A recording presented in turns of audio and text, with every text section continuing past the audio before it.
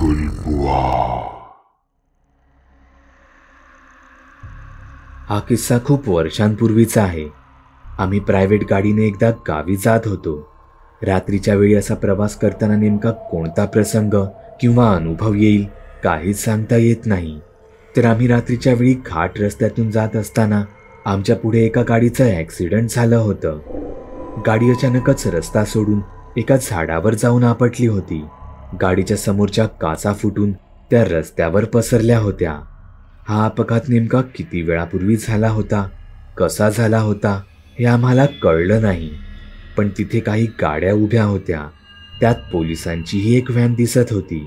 पण तिथे नेमकं काय झालं होतं, त्या गाडीत किती माणसं होती, ती सगळी ठीक तर होती ना? आम्हाला काहीच समजलं नाही। आम्ही लक्झरी बसमध्ये असल्याने आणि पोलिसही तिथल्या सगळ्या गाड्यांना हाकलून रस्ता करत असल्याने आमची गाडी तिथून बाजूनेच गेली।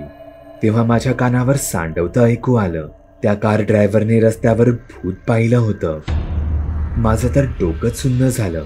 मी खरंच तेच ऐकलं होतं की मलाही भास झाला होता? माझं मलाच कळलं नाही। कदाचित ते वेगळंच बोलत असतील आणि मला काही वेगळंच ऐकायला आलं असेल। पण मला तिथे काय घडलं होतं ते मनापासून जाणून घ्यायचं होतं। आमच्या गाडीने पुढे जाऊन वेग पकडला। दररोज अशा कित्येक घटना घाट रस्त्यात होत असतात, पण त्याबद्दल सखोल असं कुठे काहीच लिहून येत नाही। त्यामुळे अशा घटनांचं, अशा जागेचं गूढ हे आपल्या मनात अजून घर करत राहतं। आमची गाडी पुढे पहाटे 4 वाजता एका हॉटेलवर थांबली। पाय मोकळे करायला म्हणून मी देखील खाली उतरलो।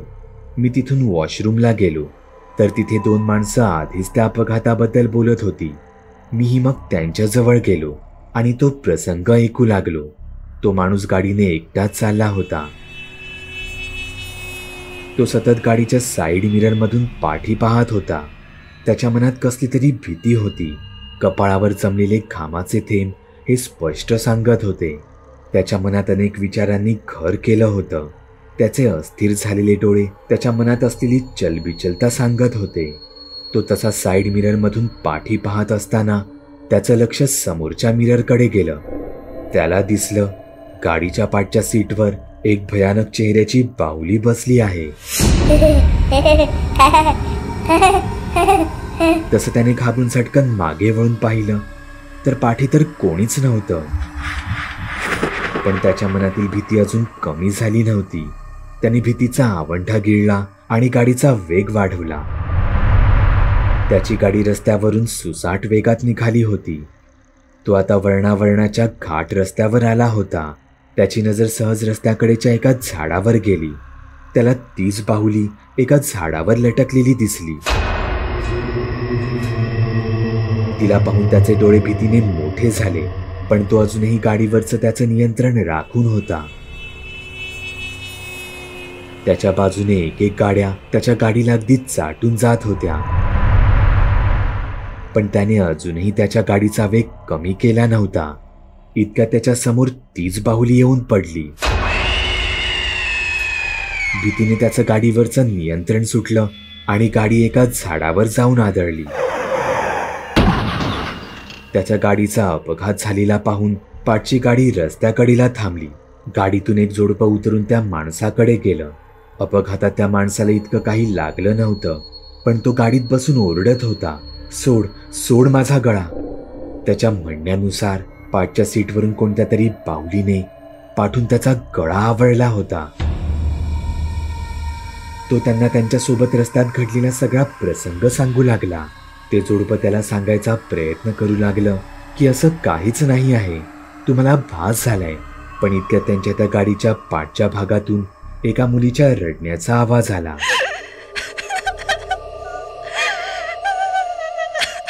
त्यांनी नीट लक्ष देऊन ऐकलं तर आवाज कारच्या डिक्कीतून येत होता। हा काहीतरी वेगळाच प्रकार होता। तोपर्यंत तिथे अजून काही माणसं येऊन पोहोचली। त्यांनी त्या गाडी चालकाला डिक्की उघडायला सांगितली तर त्यात त्यांना एक लहान मुलगी दिसली, जिच्या हातात एक बाहुली होती। सगळे त्या मुलीबद्दल त्याला विचारू लागले, पण त्याची नजर तिच्या हातातील बाहुलीवर जाताच तो आरडाओरड करू लागला। हीच होती ती बाहुली। लोकांनी लगेच पोलिसांना फोन केला। तो माणूस मानसिक रोगी होता की एखादा अपहरणकर्ता हे कोणाला काहीच समजू शकलं नाही. त्या माणसाचं त्या बाहुलीच्या प्रती वागणं हे खरंच फार भयानक होतं. आता हे सगळं तो मुद्दामून करत होता की अजून काही, हे मात्र कोणालाच कळू शकलं नाही. मी एकदा कामानिमित्त बाईकने रात्रीचा प्रवास करत होतो. रात्र खूप झाली होती. त्यात थंडीचे दिवस होते, त्यामुळे रात्रीचा तो गार वारा अंगाला झोंबत होता. हात बर्फासारखे गार पडले होते.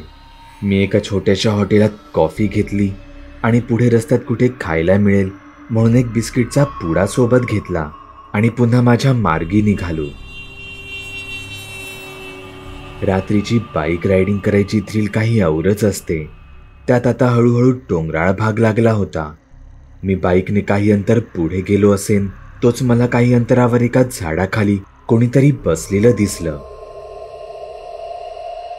मी माझ्या बाईकचा वेग थोडा कमी केला. जवळ गेल्यावर मला तिथे एक बाई बसलेली दिसली. मळके कपडे, विस्कटलेले जटा धरलेले केस, ही अशी इथे, तेही या वेळेला काय करत असावी? मी माझी बाईक तिच्या जवळ जाऊन थांबवली.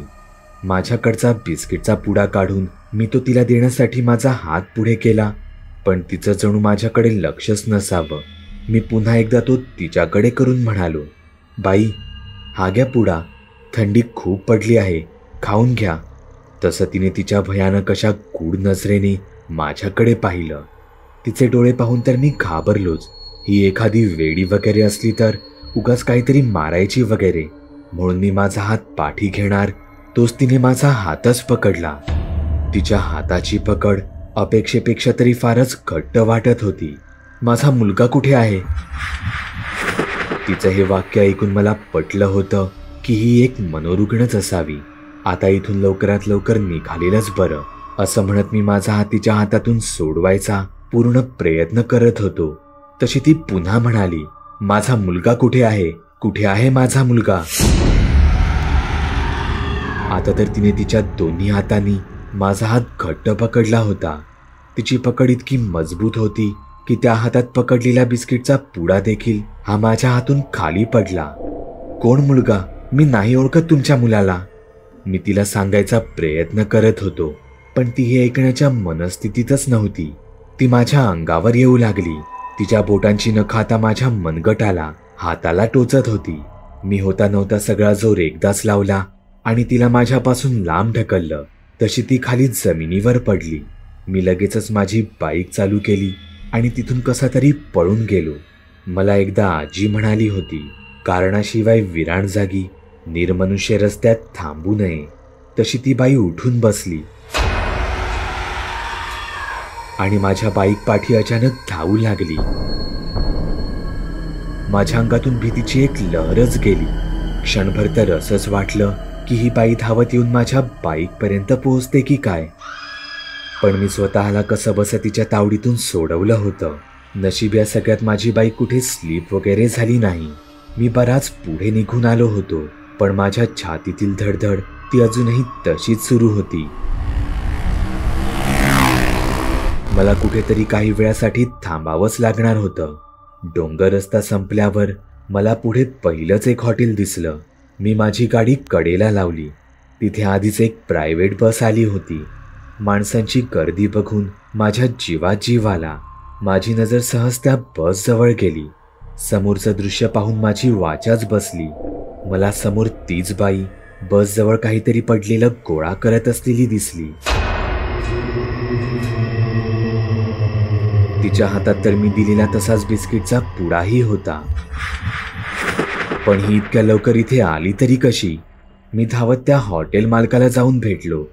ती वेडी बाई, ती नेहमी अशी इथेच फिरत असते का? तसा तो इथे तिथे बघत म्हणाला, कोण बाई? मला तर कुठेच अशी बाई दिसत नाही. मी पाठी पाहिलं तर ती बस जवळ कुठेच दिसत नव्हती.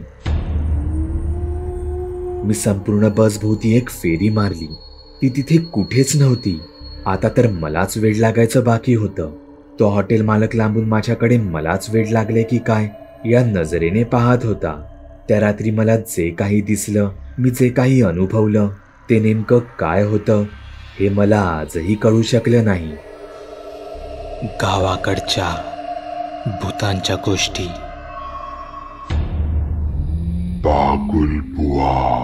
चॅनलवर अपलोड केलेल्या नवीन व्हिडिओची नोटिफिकेशन मिळवण्यासाठी चॅनल सबस्क्राईब करायला विसरू नका. व्हिडिओ आवडला तर आमच्या मेहनतीचा मोबदला म्हणून तो लाईक करून मित्रांसोबत जरूर शेअर करा. चॅनलवरचे इतर व्हिडिओ पाहण्यासाठी इथे क्लिक करा. तसेच चॅनलवरची प्लेलिस्टही चेक करा. दर दिवशी नवनवीन भूतांचे व्हिडिओ बनवून मी तुमचं मनोरंजन करत राहू याची खात्री बाळगा.